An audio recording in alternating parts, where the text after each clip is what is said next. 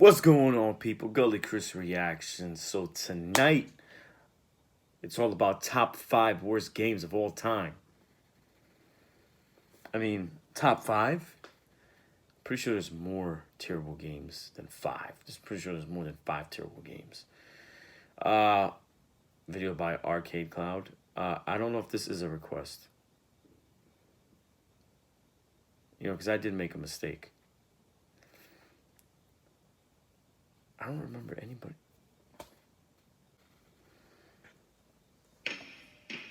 When we sit down to play a video game, we expect to be transported and engulfed into another world filled with action, wonder, and overall fun. That's But Nem Raps. some companies make games that are so bad that they are borderline unplayable. Releasing games Is this like his channel this too? is a total disrespect to all of our hard-earned cash and a slap in the face to gamers across the globe. Today, we take a look at the top 5 worst games of all time. I'm not gonna forget that voice. He was the first dude that I ever saw do it. Try not to laugh. Retribution 1% is an action-adventure game filled with bikers, brawls, and boobies. Meet Jake Conway, a Vietnam vet that comes home to rejoin his biker gang lifestyle. His brother gets killed right in front of him, and so begins the epic journey for vengeance. Sounds badass, right? Well, not so much. Let's just list a few of the problems, shall we? It's riddled with thousands of QuickTime events. Poor driving mechanics reminiscent to snowboarding on a ski slope rather than a motorcycle. Idiotic fighting sequences. Fully clothed sex scenes. They're so misogynistic that they happen 7 seconds after saving a woman from sexual assault. The combination of motorbike and fence apparently equals an explosion. Some of the worst voice acting in any game ever. Oh, Suki Suki. Oh, wow. The soundtrack is so mind-numbingly repetitive. Cutscenes are just that. Scenes that are cut so abruptly that you don't even know what's going on. On top of all the insanely bad gameplay and story, this game is the ultimate glitch fest. And to think that this game was released in 2013, after 5 years of cancellations, reboots, and redos, this was the end result? I would rather hock a loogie on dry pavement only to watch it bake in the hot sun on a Tuesday afternoon than to play this festering corpse of a game Holy again. shit.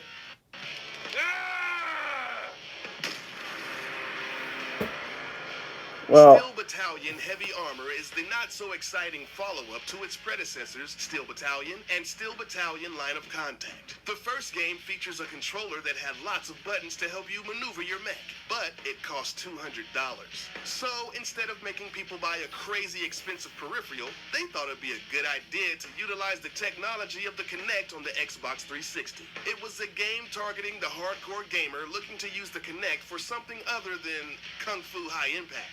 While the visuals and the story were decent at best, it fails miserably at the most fundamental necessity, motion controls that actually work. Trying to combine the standard Xbox 360 controller and the Kinect for gameplay was a terrible, terrible mistake. Heavy Armor has been widely panned by critics and gamers alike and is considered unplayable due to the inability for the Kinect to accurately read the player's movements. If I gotta you've try to ever edit this played video as game, good as you found I yourself can. screaming, "No, I forgot not about that the button. ads. What are you doing?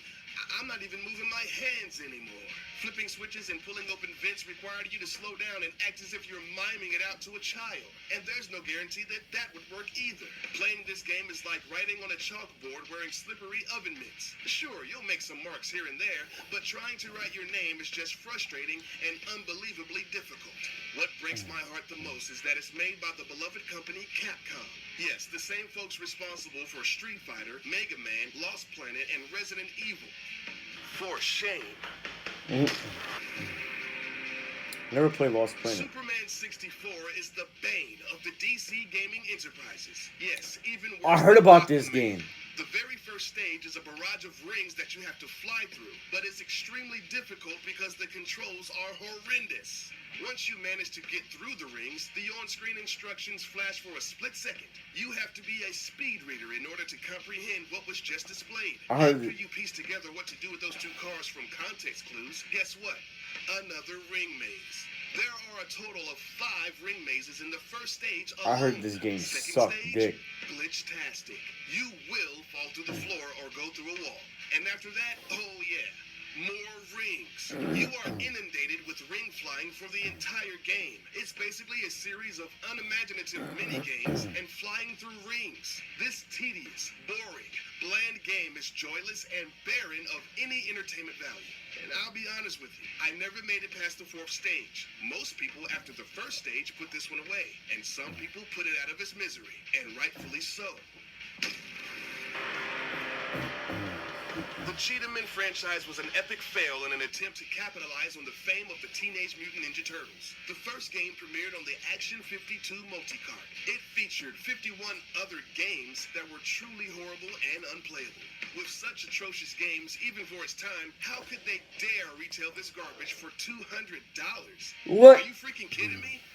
Okay, anyway, back to Cheetah Men 2. Now, don't get me wrong, Cheetah Men 1 was pretty horrible, but I had to give it to the sequel because they didn't learn from the mistakes of the first one, and actually made even more mistakes, glitches, and unplayable levels.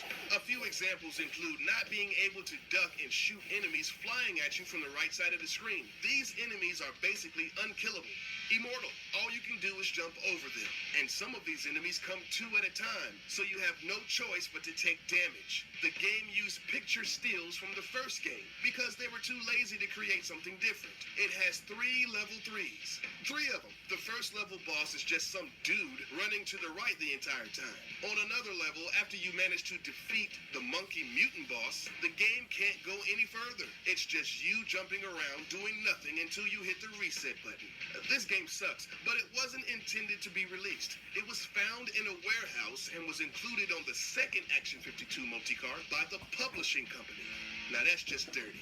The number 1 steaming pile of garbage of a game has to be Big Rigs Over the Road Oh, Racing. God. The premise I know of the about game this is to already. race a semi-truck to safety while delivering illegal These are all cargo N64 and avoiding games, cops bro. along the way. You know, PlayStation Well, never had in this issue, right? There are no cops. The trucks So I that never you're supposed fucking to be bought racing N64. don't move at all, and half of the semis that you can choose from don't have cargo to deliver. But that is just the tip of the proverbial iceberg. For some reason, one of the designers of the game said screw it and didn't add any kind of collision detection in the game. So there's no obstacles to navigate. You can actually drive How do you through release buildings, gates, unfinished trees, games, bro? poles, other trucks, and even leave the game altogether. Nothing slows you down, including grass, rubble, or even mountains. As a matter of fact, going up mountains makes the trucks go slightly faster, even up to angles of about 90 degrees. Don't even think about going over a bridge. These trucks aren't made for that kind of structure. The laws of physics don't exist in this world. Yo. The incomparable, world-renowned sound designer Alex Burton is responsible for the sound in this game, or lack thereof. The only sound you hear is the engine roaring as the speedometer goes higher. Speaking of which, in this game, you can actually go faster backwards than you can going forwards. While driving backwards, the speedometer infinitely goes around and around, helping you to achieve well over thousands of miles per hour. The number on the timer, which by the way means nothing in this game, goes outside the box it's designed for. And when you actually pass through the finish line, you're a winner. You're a winner?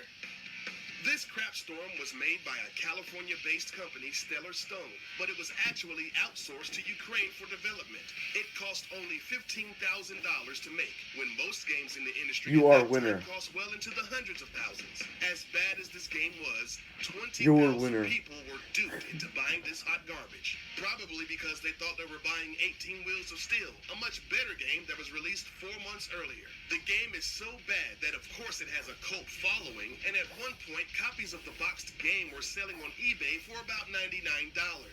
Big Rigs Over the Road Racing is deserving of the top spot for worst video game ever made and officially released ever. Thanks for watching. Go ahead and sound off in the comments section about what your list would look like.